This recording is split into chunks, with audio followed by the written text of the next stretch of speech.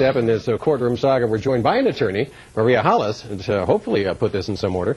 Well, we had the court hearing that lasted for 10 days in Florida with Judge Larry. That was quite a show. It seemed to go on and on, didn't it? Wow, and he didn't want it to end. He seemed to be enjoying it. Not at all. In fact, with all of the antics, one wonders whether he was carrying on as a matter of acting or whether that was really him. Well, aside from all the theatrics, what do you think of the decision, the ruling he came down with, that the Guardian should have control, and the Guardian says the body should be buried in Nassau?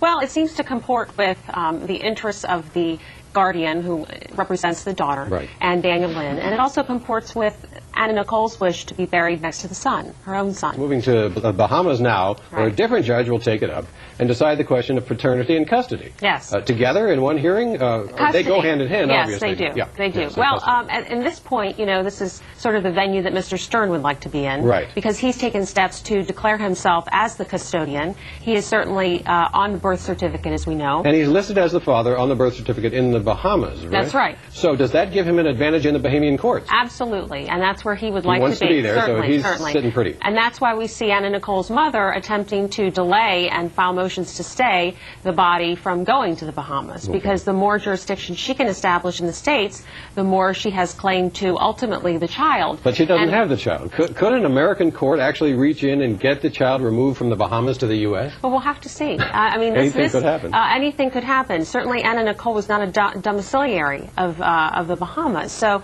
in fact, she did have her domicile in California. So it's a very difficult decision right now, and there is a Florida court currently examining the custody issue. Who do you think's the father?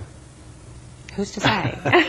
Did Larry Burkhead prevail? Does he have a legal foothold? Well, if I were Larry Burkhead, I would be probably in California. As I've always said, this case is about the money, and I would attempt to exercise a motion for declaratory relief to stop the money from going anywhere until a paternity test was done. Attorney Maria Hollis, thank you very much for the insight on that.